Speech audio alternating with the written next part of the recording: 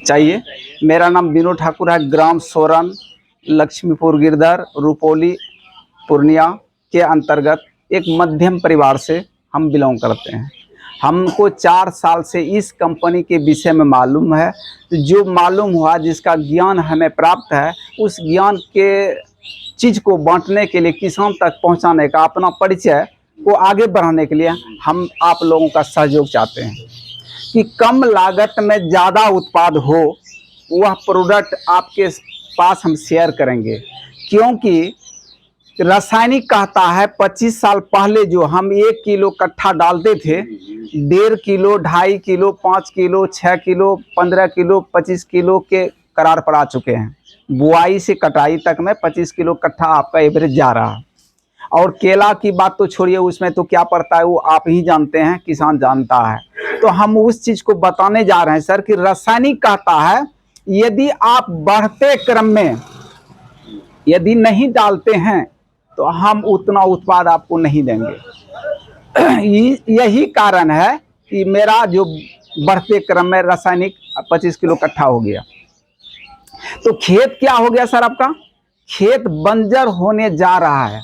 इस चीज़ को किसान भी जान रहे हैं कि खेत मेरा जो है कठोर होने जा रहा है। हो सके पंजाब के भांति यहाँ पर भी नहीं हो जाए, मिट्टी काट करके कोना में जमा कीजिए, उसके बाद उपज कीजिए। रसायन ऐसा कर रहा है, तो उस चीज़ से बचना है हमको, तो ऑर्गेनिक को अपनाना पड़ेगा। 25 साल पहले जो था, मेरा खेत रासायनिक से गुलाम नहीं था, उस चीज़ को अपनाना पड़ेगा। मवेशी कंपोस्ट डालने पड़ेंगे, जैविक खाद बनाने पड़ेंगे, लिक्विड आपको ऑर्गेनिक डालने पड़ेंगे, तभी आप खेत को बचा सकते हैं और खुद आप बच सकते हैं। तो क्या सर इसके लिए जोरदार ताली होनी चाहिए कि नहीं होनी चाहिए? होनी चाहिए। चलिए, तो हमारे भारत देश में एक व्यक्ति खड़ा हुआ कि 30 मार्च 1996 को भारत में मल्टी लेवल मार्केटिंग का स्थापना किया। ये 28 साल चल रहा है। वह स्वर्गीय राय बहादुर गुजरमल मोदी, उनके पिता के मोदी और उनका लड़का समीर मोदी, जो 30 मार्च 1996 को अपने भारत में मल्टी लेवल मार्केटिंग का स्थापना किया। और वह प्रत्येक भारतीय आदमी को यह चाहता है कि अपने से वह किसान कम लागत में ज़्यादा उत्पाद करे और अपने स्वस्थ रहे, औरों को स्वस्थ रहे। तो हमारा भारत देश कृषि प्रधान देश है, कृषि पर हम लोग ज़्यादा आश्रित हैं। तो कृषि में क्या होता है, जब ज़्यादा हम देते हैं रासायनिक, तो उसका दुष्प्रभाव मेरे शरीर पर पड़ रहा है। पहले इतना बीमार नहीं पड़ते थे जो अभी पड़ रहे हैं। पहले का आयु बता रहे थे कि 100 बरस, अब 100 से भी 60 हो गया है। पता नहीं इस तरह से ऋतुबा चलेगा तो 30-25 में सब क्लियर हो जाएगा। मान रहे हैं इस बात को, लेकिन जनसंख्या बढ़ने के कारण से उत्पाद चाहिए। तो ये कहता है कि यदि हमको डालते हैं खेत में, तो हम आपके खेत को पहले जो नेचुरल था उस तरह से कर देंगे। तो इसका हम आपको डेमो दिखा रहे हैं। तो आपको बता रहे हैं सर कि किसान का काम 3 होता है, एक स्प्रे करना, एक पानी पटवन करना, दूसरा तीसरा होता है खाद देना। ये तीनों काम से वंचित हैं क्या? ये यहाँ का नॉर्मल पानी है। और इस किसान ने माना बात को, इस किसान ने नहीं मान रहा है कि आप जो प्रचार के रूप में आए हैं, हम आपके बातों को नहीं माने, हम अपने हिसाब जो चल रहे हैं उसी अनुसार से चलेंगे। तो हम बोले उनको स्प्रे करना है, आपको स्प्रे में इसको डालिए। ये है इसका नाम एक्टिव 80 गोल्ड, ठीक है। ये अपने आप में पावरफुल नहीं है, ये जिसमें अटैच हो जाता है, जिसके साथ में लग जाता है, उसको पावरफुल बना देता है। तो कैसे बनाता है तो देख लीजिए। हम इसमें डाल दिए, क्या कहते हैं, एक्टिव 80 गोल्ड। और पत्ता जो होता है सर 3 प्रकार का होता है। एक चिकना पत्ता होता है, जिस पे स्प्रे कीजिएगा तो सारा पानी लुढ़क जाएगा नीचे में। एक होता है रोएदार, 50% आपके जमीन पर रहेगा और 50% पौधे पर। और रीढ़दार होता है, जैसे लकीर वाला होता है, जैसे मकई का पत्ता हुआ, ये रीढ़दार पत्ता कहा जाए इसको। तो इस पर भी 50% रहता है, 50% नीचे आ जाता है। तो वैसे भी स्प्रे जब आप करते हैं तो 50% जमीन पर और 50% पौधे पर। लेकिन ये बताइए सर, आप डालें क्या? 100% हमको काम करना चाहिए, इस हिसाब से डाल रहे हैं, लेकिन 50% जमीन में जा रहा है। तो 50% में 25 ये धूप और हवा लेके चला जाता है, इसको रोक नहीं पाइएगा। तो बचा कितना? 25%। तो वही 25% में इसको यदि आप डाल देते हैं तो आपको 80% काम करा देगा। ठीक है सर, तो देखिए कैसे कराता है। इस व्यक्ति ने क्या कहता है, डाल दिया, और ये पत्ता है चिकना, केला का पत्ता हो ऐसे सब पत्ता चिकना होता है, स्प्रे कीजिएगा नहीं रहेगा। तो इसीलिए डेमो हम इसको दिखा रहे हैं आपके पास। ये किसान है और स्प्रे कर रहा है। किस पर पानी टिपका? ये लिपर रहा है, ठीक है, देख रहे हैं। अब हो सके बारिश आ जाए, आधे घंटे बाद स्प्रे करके आए, बारिश हो जाए,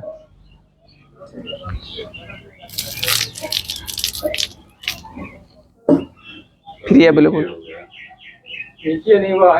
इसका मतलब ये है भिगा हुआ है ना सर, तो दवा आपका काम करेगा। स्प्रे करके आइए, आधे घंटा बाद ये बारिश भी हो जाता है तो आपका काम करेगा ये। तो स्प्रे में डालना चाहिए नहीं डालना चाहिए? चलिए, तो स्प्रे में डालना चाहिए। तो कितना डालना चाहिए? आप जो बाजार से लाते हैं जहर, आप डालते हैं 30 ml जहर, तो यहाँ डालना है आपको 15 ml, तो आपका 50% जहर भी बचत हो गया।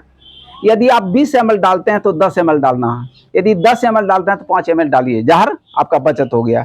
लेकिन इसको डालना है और इसको डालना है, इसको डालना है 1 लीटर पानी में 2 ml, और इसको डालना है ½ ml, 1 लीटर पानी में ½ ml, तो 15 लीटर का टंकी होता है।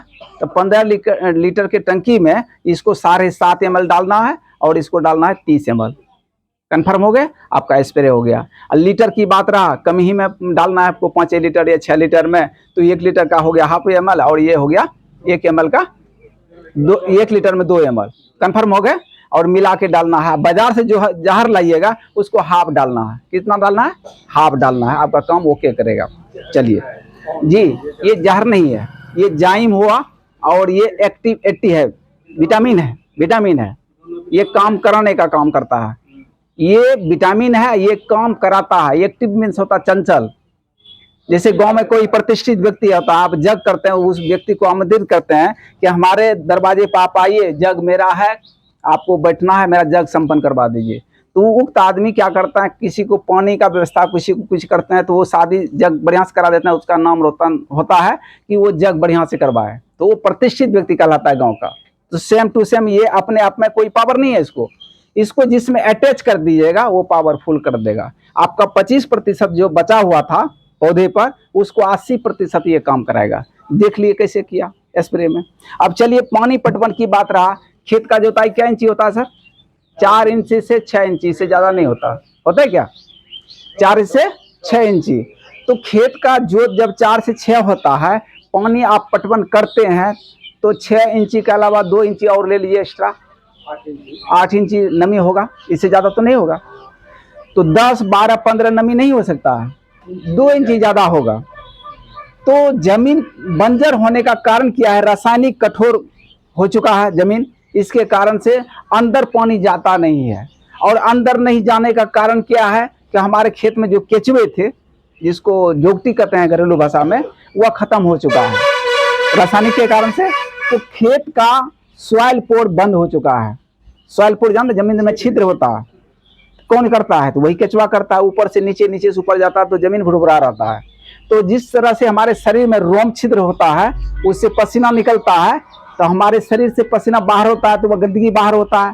तो उसी तरह से हवा इन करता है रोम से, ठीक है, रोम छिद्र से हमारे अंदर हवा इन करता है। तो उसी तरह से जमीन में भी सॉइल पोर खुला रहता है, तो उसमें जाता है जो उर्वरक होता है। तो हम पानी पटवन की बात बता रहे हैं आपको कि पानी पटवन में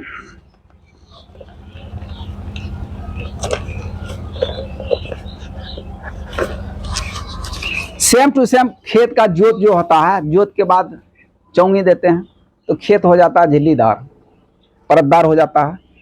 तो इसी तरह से इसको मान लीजिए कूट है, और इसको हम डाल रहे हैं। ये किसान जो है पानी पटवन वैसे कर रहे हैं और ये किसान इससे कर रहे हैं। तो दोनों का देख लीजिए कि नमी में क्या करता है ये।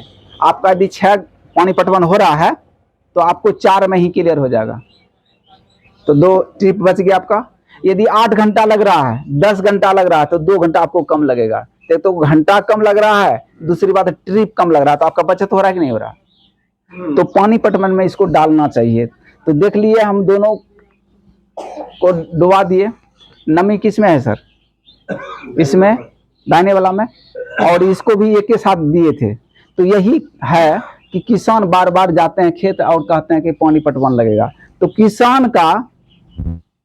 किसान का लगाव फसल से, अब बच्चे का संबंध माँ से। तो माँ जानती है बच्चा क्या मांग रहे हैं और उसी तरह अन्य फसल को क्या चाहिए। सही बात है। तो चलिए हम इसको दिखाते हैं कि क्या ये पटवन तो हुआ, लेकिन यह पर अंदर में पानी गया क्या? नहीं गया ना, सूखा है। और क्या कहते हैं ये पर यानी सूखा ही सूखा है, कन्फर्म है। और इसको देख लीजिए किया है उसमें ना जी, ये माना बात को, ये किसान मान लिया नहीं सर आप जो प्रचार में आए हैं हमको ये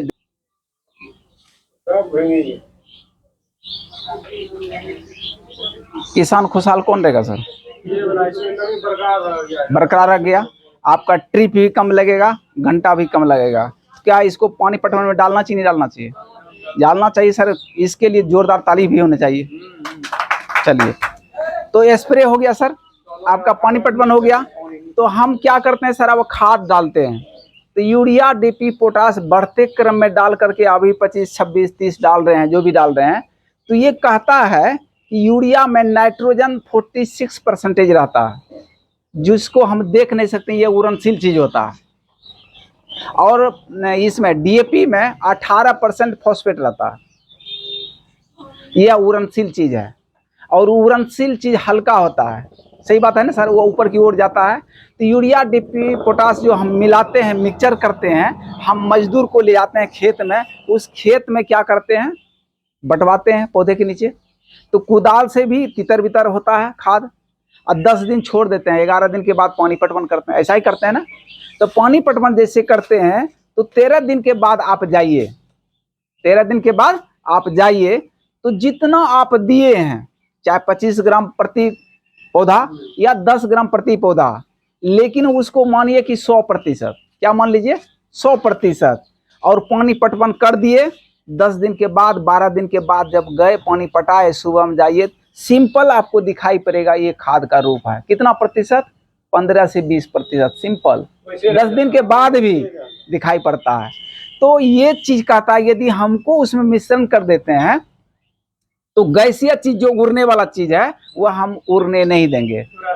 ठीक है, फौरन जमीन के नीचे भेजने का काम करेंगे, ताकि उस पौधे में ग्रोथ हो। उसका मुसला जड़ 16 से 17 इंच गहराई जाना चाहिए, लेकिन कठोर जमीन होने के कारण से, रासायनिक प्रक्रिया होने के कारण से 6 से 7 इंची 8 इंची जाने के बाद टेपर हो जाता है, मुसला जड़ ऊपर भाग जाता है।